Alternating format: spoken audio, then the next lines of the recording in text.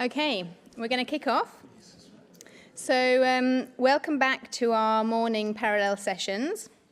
We're now embarking upon a travel-themed set of sessions, first focusing on business travel and then on leisure travel in the next session.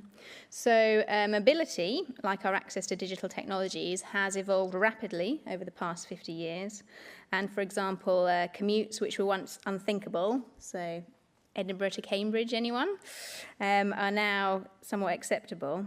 And this poses both technical challenges for connectivity on the move, as per some of the IET's recent work on this area, and also new expectations from both commuters, employers, and the travel and tourism industries.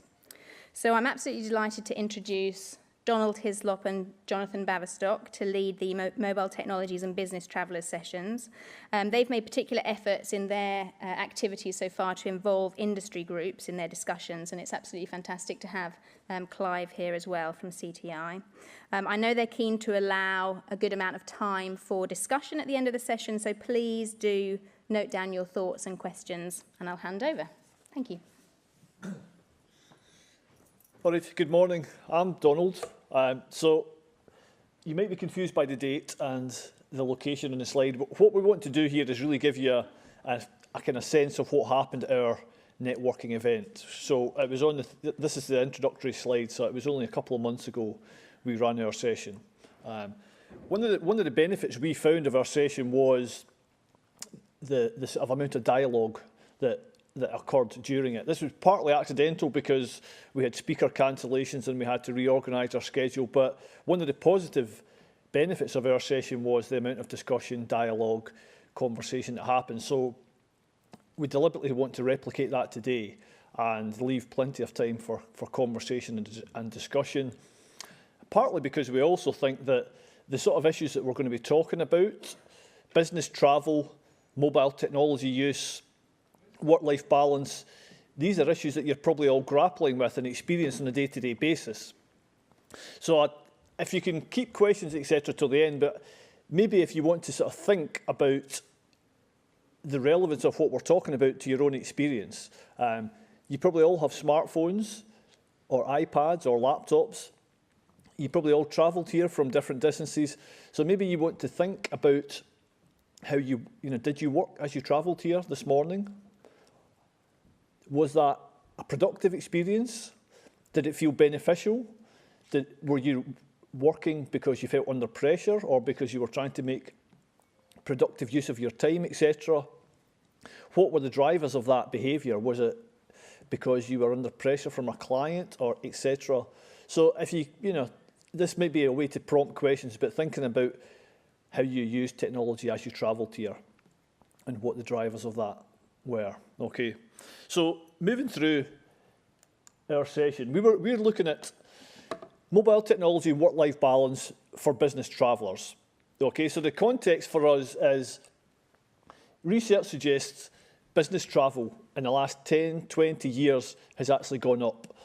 We could spend a whole day talking about why that is the case because of changes in low-cost transport and etc. But research suggests that in the last 20 years, the amount of business travel that gets done is growing.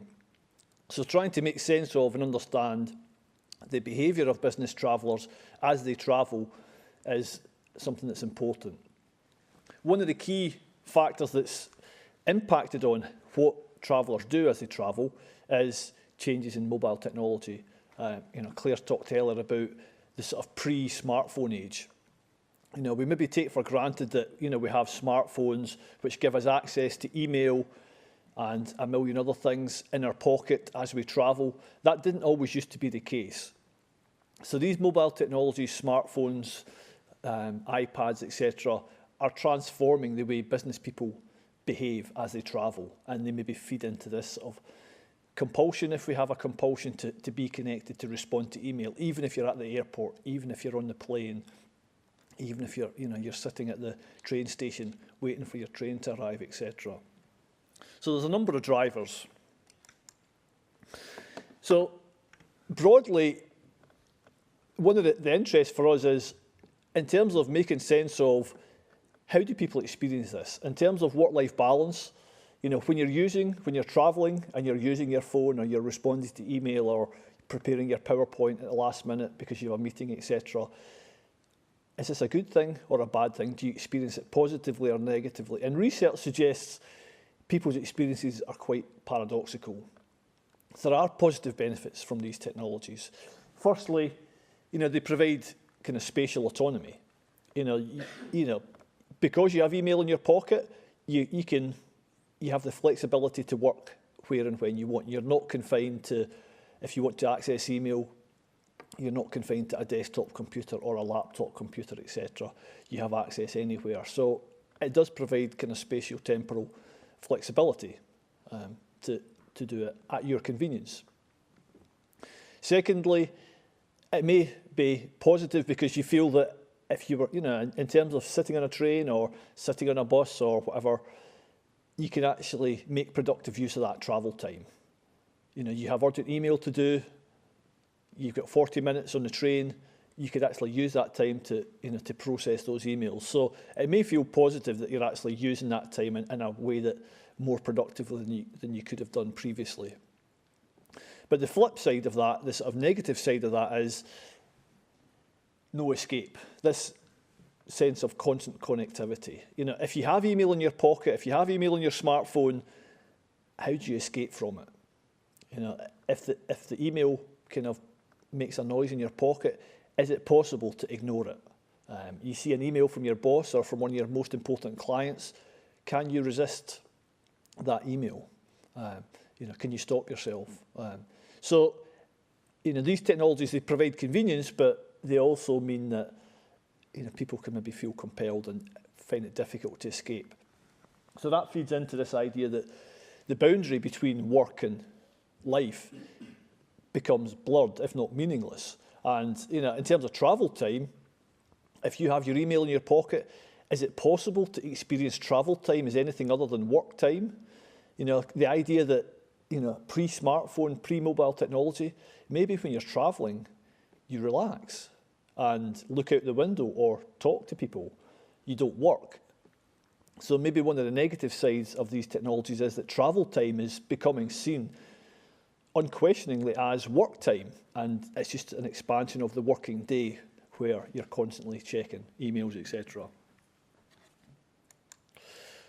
Okay, so in terms of our workshop, the aim was to try and bring together academics and non-academic stakeholders who are interested in business travel, who work in the business travel industry, to talk about these issues, to talk about the ideas. So it was to have a conversation, to facilitate networking, and to think about potential research collaboration. The idea was we can bring people together, facilitate dialogue on what might be the key issues, and use that as a catalyst to facilitate some funding application for research. So in terms of who came along to our event, the plan was slightly different from what actually happened in the end. The plan initially was to have, it was a small workshop with, the aim was to have about 25 to 30. The intention was to have an even balance of academic and non-academic stakeholders.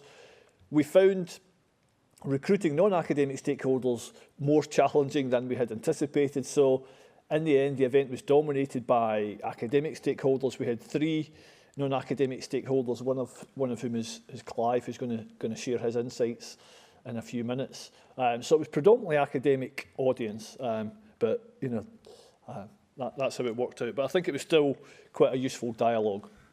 We had a lot of, you know, we had somebody from as far away as Australia who didn't come just for our workshop. They did happen to be in the country, but we had people travelling from all over the UK and Northern Europe to come to the event. So it was quite a useful discussion. So the event we had was organised into 2 parts. The first part in the morning was we had presentations by a couple of sort of keynote speakers to sort of set the scene and to initiate some debates. And then in the afternoon, we had some interactive discussions where we tried to sort of dig deeper into themes. So before, I'm just about to hand over to John, who's going to talk through what happened in the sort of workshop part. So I'm just going to sort of finish by giving a sort of touch on a couple of the keynotes that we had. So the first keynote was Professor Glenn Lyons from the University of West of England, who's done a lot of research on train-based travel in the UK, understanding, the behaviour of train-based travellers, not just business travellers, but there's been a lot of research into train-based travel, and his talk at our event was very much about how digital technologies are changing the experience of train-based travellers, etc. The second keynote we had was James Baverstock from, James Falconbridge, that's John Baverstock.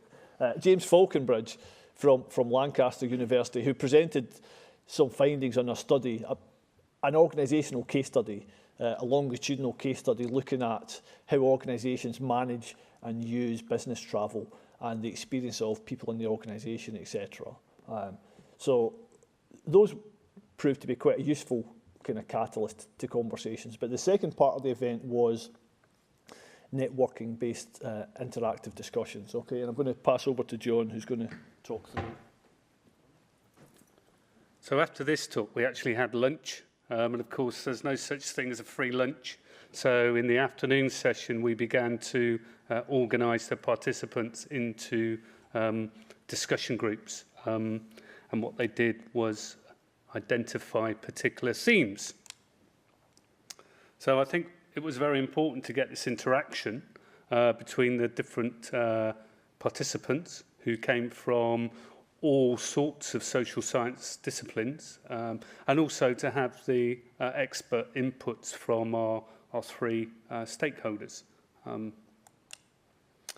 what we asked the groups to do was actually think innovatively and think differently about the challenges of business travel, mobile work, and the interaction between work and ICT.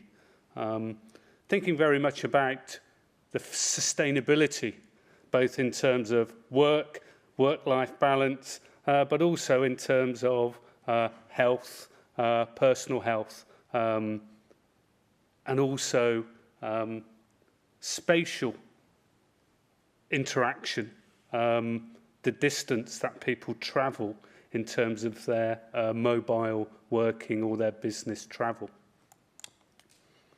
And there were a number of themes that developed during the afternoon.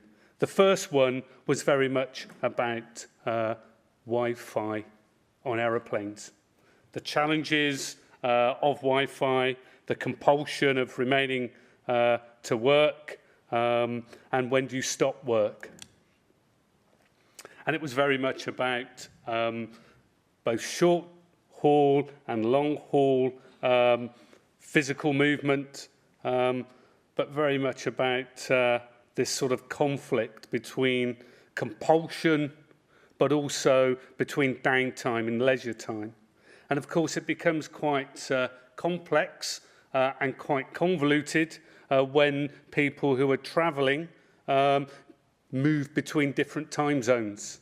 And that's something which is significantly important to think through when now many of the legacy carriers now include Wi-Fi as part of the package for business travel, business class, but also premier economy or economy.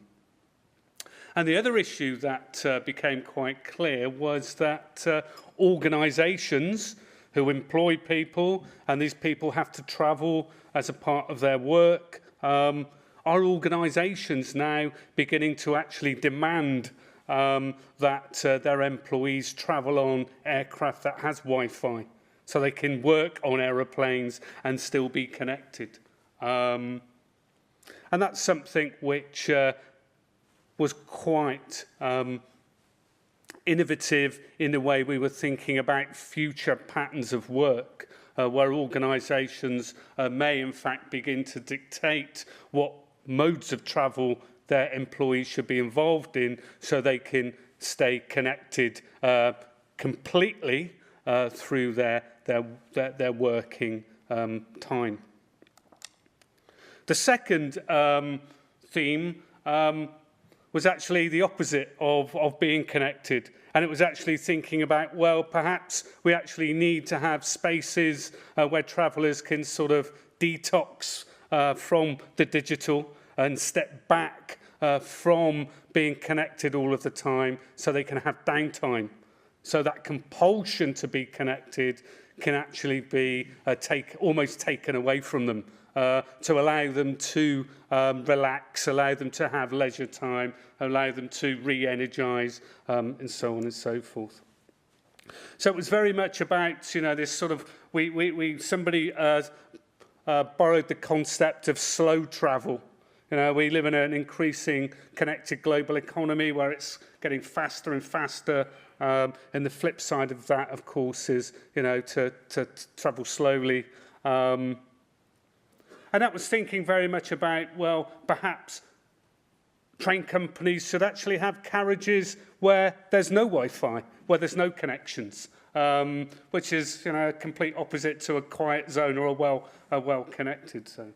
And we were also thinking about, you know, the different sorts of methodologies that we might want to adopt to be able to study these sorts of phenomena. And then the third theme that our colleagues identified was a whole issue of safety and security of travellers, not only in terms of those that cross borders, but also those that are involved in travel within the United Kingdom. So thinking about how organisations have a duty of care in terms of how they look after their employees who may be actually engaging in work-related activities when they're not actually at work. So there's that blur, of course, between being at work or being travelling when you're not technically within the organisation. There was also issues around gender balance, lone female workers. Increasingly, when we begin to look at official statistics for business travellers, international business travellers, you know, there are more females engaging in international business and domestic business travel. And then, of course, there's this whole issue of commuting, cross-border commuting. So one mode of, or one place, one space where we could study this, of course, is Eurostar. You know, this corridor between mainland Europe and the UK.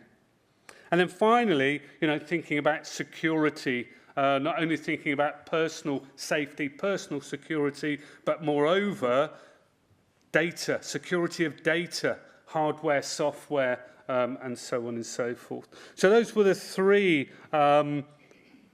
topics that came out of the afternoon session. They're interconnected in some way, but I think what is innovative about this is that it's grasping some of the key question marks around, in many ways, the entire sustainability issues of the relationship between work, travel, and ICT. Now I'd like to introduce Clive Ratton.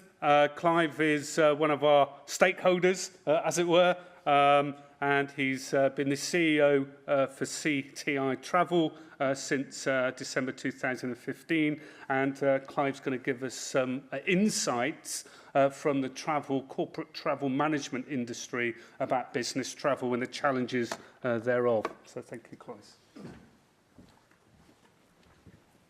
Good morning, everybody, and thank you to Jonathan and Donald for getting me involved in this, because I've been in travel, as said, for over 20 years, mainly corporate travel, and it's my life and I love it. I'm a traveller. I've travelled all over the world and obviously domestically, so it was great to get this opportunity to get involved, because it has changed so much in my lifetime of being in travel. Just before I start, I mean, up until a year ago when I joined CTI, which is a corporate travel company, I ran the UK operation for a fairly major airline, and part of my role involved being attached to a BlackBerry 24/7. It didn't sleep, it stayed, sometimes it did, by my bed. I had it the whole time, because at any given time we had an aircraft in the air and something could have happened, and it became my life. And one of the reasons I moved on was that you wanted a bit of a break of it, but you would get emails in the middle of the night to let you know that the aircraft was late, so you could prepare the crew at the airport to be ready for the delay. You potentially have sick passengers on board or an undesirable, and the police want to meet it. even to the point I had emails and phone calls in the middle of the night from the flight deck from the captain asking if I could get him football tickets for while they were here on the slip, which was always a delightful thing to get at 2 o'clock in the morning. However, so what I wanted to do after sitting on the session was to kind of have a bit of an insider's view on mobile technology and the work-life balance. So after April, I actually went out and spoke to some of our customers and to some of my team just to get a bit of a view about what their thoughts are and where they go. So in the next few minutes, it's really about giving you insight in what our clients are requesting, what they're demanding, and frankly, what they're expecting when they're travelling on business. So what are business travellers saying? Well, honestly, it depends on which generation you are, what industry sector you work in, and what role and position you hold. However, there are two, and these are very sweeping, distinct generalisations that I've come across. The millennial travellers primarily seem to want mobile technology to allow them to carry on with their personal lives while they're away, as opposed to my generation, the baby boomers, who primarily want mobile technology to allow them to keep up to date with work whilst they're away. And that's been really polarised in some of the people that we've been speaking to. So, very interesting approach. However, the overwhelming wish of all demographics is consistent and fast Wi-Fi access, which is quite, so actually before you even get to the technology, you need to have the ability to get on your technology. So this, of course, forms the pillar of which all mobile technology functions. There's also a very key second pillar, which is a key consideration for travellers, and one that's sometimes bypassed, and frankly, it's electricity and your access to it, because without it, you really can do very little. As a regular business traveller, and in fact last week I did 700 miles on the UK train network and survived, and I frequently see, and on occasions I do actually, I have to confess, succumb to this myself, is the latest social issue of Wi-Fi and power socket rage. You've all seen it on trains or in airports. I know Claire mentioned it earlier on, we're all fighting over the plug. But it's a serious issue for business travellers because we are more and more dependent on our technology, and without power, you can't do anything. So the stress created for travellers when the battery run lows or that important email gets stuck in the ether is a huge leader to stress and totally unacceptable. However, whilst it is possibly amusing, it is a serious issue, and seeing in the future of mobile technology for travel, whether social or on business. So Wi-Fi, the issues. Travellers are now demanding Wi-Fi as a given, and they want it free wherever they are in the world. Yet still, far too many hotels, train operators and airlines continue to charge, and quite expensively, for Wi-Fi. However, we are seeing a change in the industry rapidly as suppliers adapt to the new Wi-Fi driven world and the expectations of the consumers. Poor and inconsistent connectivity issues must be sorted, and as I said, as a regular train traveller, I get truly exasperated at the high level of poor connectivity. It's something that must be improved by phone and train operators, and really quickly. Then there is the question of Wi-Fi on planes, which is something I feel quite passionately about, and something we discussed at quite some length at the conference in April. Personally, I'm not a great fan. At 35,000 feet, ironically, it was pretty much the last place on Earth that you could be email free. And have some undisturbed me time. However, as a role as a former airline executive, I actually fought hard to have it made available on board the aircraft in my airline as travellers at that stage, rather than corporates were actually demanding it. So it is a move, but corporates are now actually beginning to actually demand it as well. Companies and employees we see it as booking travel, making informed choices on staying in hotels that provide free Wi-Fi. But as yet, we don't see too many decisions of which airline people are instructed to fly as a result of having Wi-Fi access. As I said before, that's really being driven by the traveller, moreover. So then I just want to move on to travellers' expectations. Both employees and employers want downtime to be maximised whilst travelling, and trains, planes and automobiles are now rightly considered as appropriate catch-up times where emails and meeting follow-up are expected and fully acceptable, and the current technology generally reflects this. But part of what we do at CTI is to advise company and their travellers on what is expected of both parties around work levels during business travel trips. We are now actively encouraging companies to ensure travel policies are rewritten to include work-life balance expectations. In our experience, by doing this, you avoid ambiguity and strike a happier balance on the work-life relationship by setting boundaries for both parties. And that, again, something that Claire mentioned earlier on about the boundaries. An example of this was some work we did with a recent client who wanted us to look at the travel policy change. One of these areas was we defined a flight that left the UK to the US, leaving at 10 o'clock in the morning, that is, on a Tuesday morning, would be deemed as 7 hours work time because it's generally a work day and it's a 7-hour flight and a 7-hour working day. Whereas the same flight taken on a Sunday would be defined as a no-work flight. And that was actually put in their policy because, again, most of us would have Sunday as downtime. And that was, I think, one of the most advanced kind of views that a corporate has taken around working with their employee base to understand what is needed and what isn't needed. And likewise, on an overnight flight back from the US, you're not expected to work. You're expected to sleep. Or even when you arrive at 6:30 in the morning, depending on what class you were in, you're either going to work or you'd be allowed to go home. So what are the future demands? Well, it's certainly 24/7 access to information, suppliers and networks, and that's got to be available by apps. Apps is the way everybody wants to go. To touch on the traveller security and safety point of view, that's hugely important with corporates around technology. The GPS technology is out there now for corporates. You can track where one of their employees at any given time. We have access to information where we can see who's on which aircraft and where that aircraft is at any time. And we're just a corporate travel agency. We're not the kind of FBI, but it is what people want, and that's what mobile technology is about.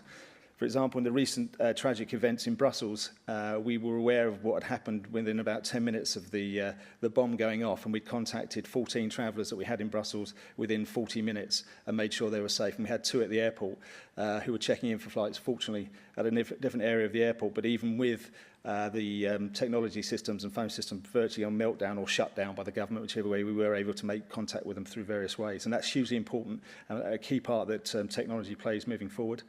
We're seeing a real move to communication and bookings for intuitive social apps. People want to use Messenger, Snapchat and WhatsApp to communicate with us as travel agents to be able to make a booking. And that becomes more and more important, so that's developing very fast in that technology. And there's the merging of home life and work life through technology, restoring the balance, as it were. Technology to finally reduce workload rather than the current position, which frankly, as I found, generally increases the time working. So just to summarise, employers and employees both want a more efficient and better work-life balance created by smart mobile technology and the expectations of that.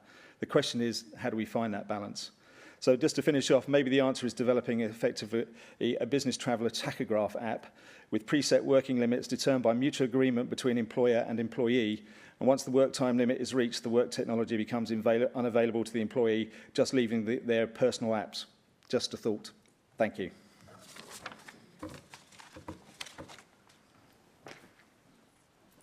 Okay, thank you, John, Clive. Just to finish off, we just thought we'd throw out a couple of sort of broad questions that might facilitate other discussion. You're obviously free to ask any questions, but a couple of the sort of bigger questions we were thinking about is, business travel and these mobile technologies. One way in which the relationship can change is, these technologies maybe mean that, we shouldn't be travelling quite so much because, Skype, etc., etc. But even though we have these increasing communication capabilities, travel seems to be increasing. So, what is driving the growth of business travel, and in what circumstances can we substitute sort of electronic communication, Skype, etc., for business travel, for face-to-face meetings? And in terms of these constant connectivity compulsions, what is it? If you're reflecting on your own experiences, when you work on trains or planes, what is the driver of that behaviour? Is it the client who's pushing you for things? Is it your employer who's pushing you to do things? Is it your own kind of motivation and drivers, etc.? Is it just to try and keep on top of your workload so that your inbox doesn't explode? So it's just a few questions and thoughts, but I'll stop there and throw it open. We've got maybe 10 minutes for questions, comments, discussion.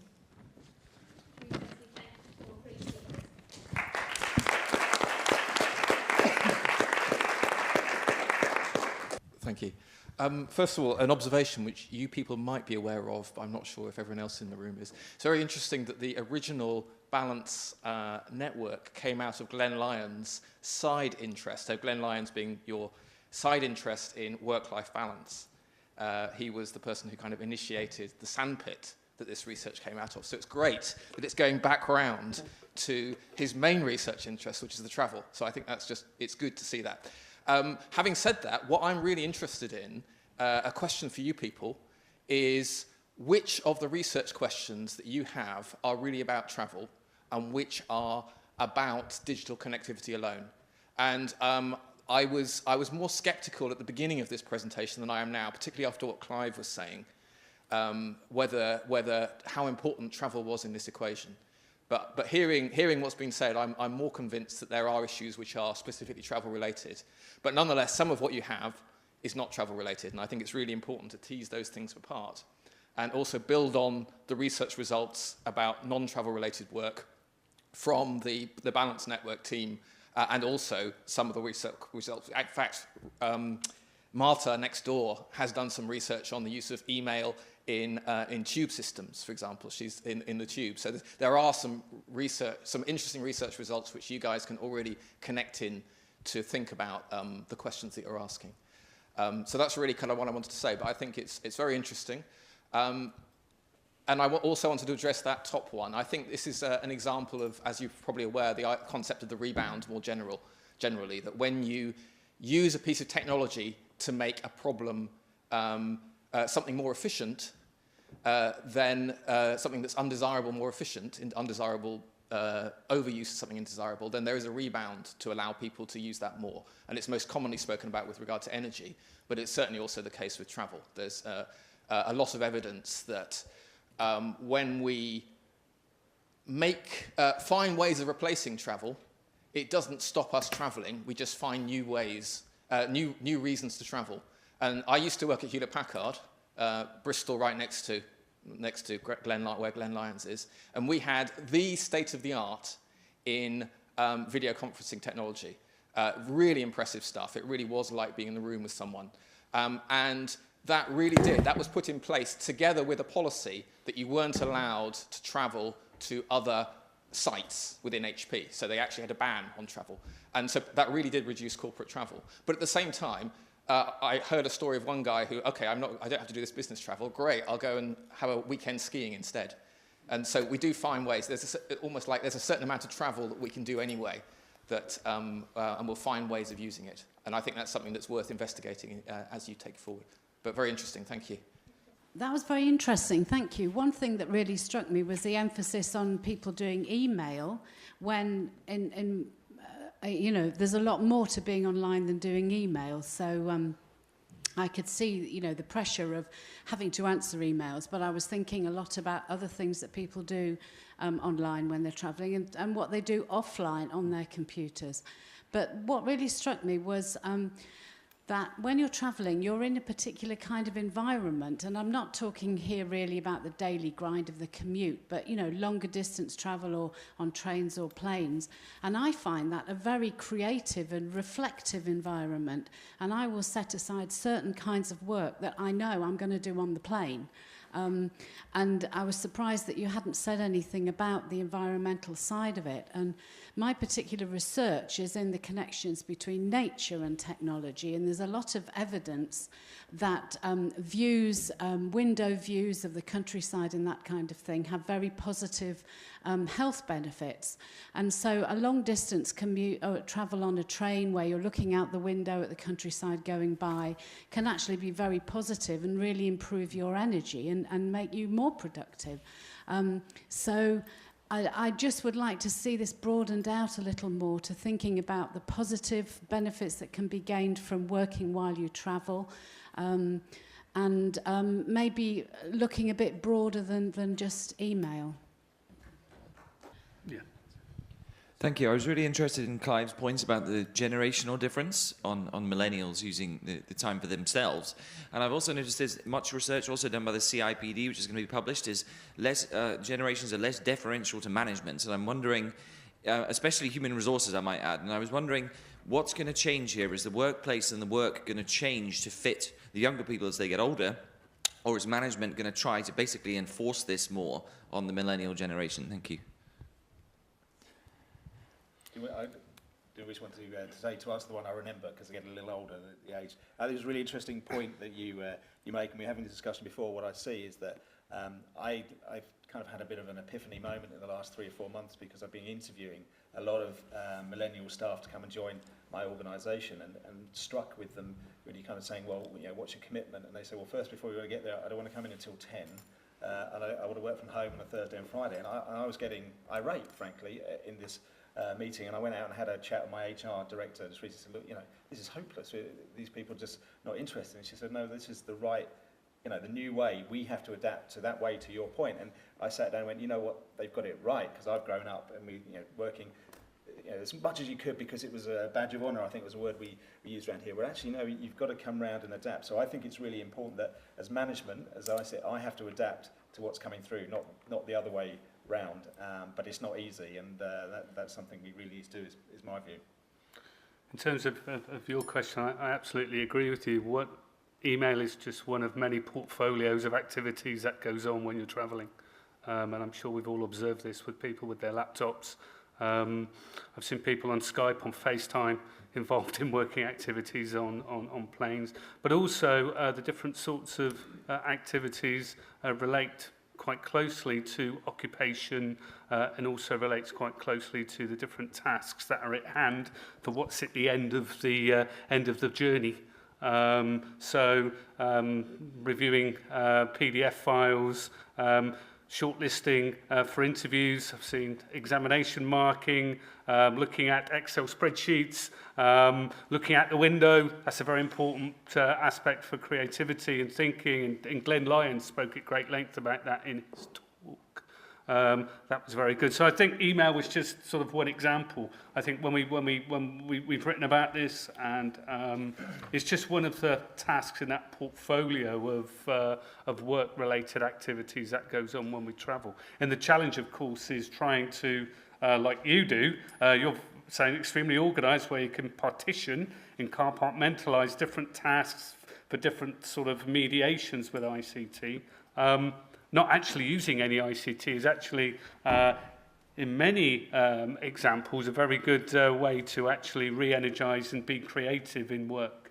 So email is just one part of that, and we acknowledge absolutely there's a portfolio of different activities that go on. Just to briefly come back to the first contributor, I wasn't aware that Glenn was involved in the sandpit that kicked this thing off. But in terms of your sort of more substantive point about separating research on digital technology from travel, there is, you know, this constant connectivity issue is not specific to business travel. You can experience it at home at weekends or when you're playing with your kids, etc. But you know, it's still very relevant in the business environment. And partly what we were trying to do was bring these two things together. You know, there's research on business travel and the challenges of business travel because of the nature of the environment and stuff that Clive touched on about unreliable connectivity, etc. So, you know, we were deliberately trying to bring these two sort of topics together. And I think what's really interesting about travel in ICT is that over the last decade, the number of international business travellers, the number of domestic business travellers for business purposes has actually gone up exponentially at the same time when ICT has improved exponentially. And I think there's a context to this, and that is the fact that many work activities are now organised, are team-based, and many people actually need that compulsion to be physically in proximity to decode and translate what they need to do in their team working. So I think the need for face-to-face contact, which is the compulsion for travel, is just as important now as it was when we had very little ICT.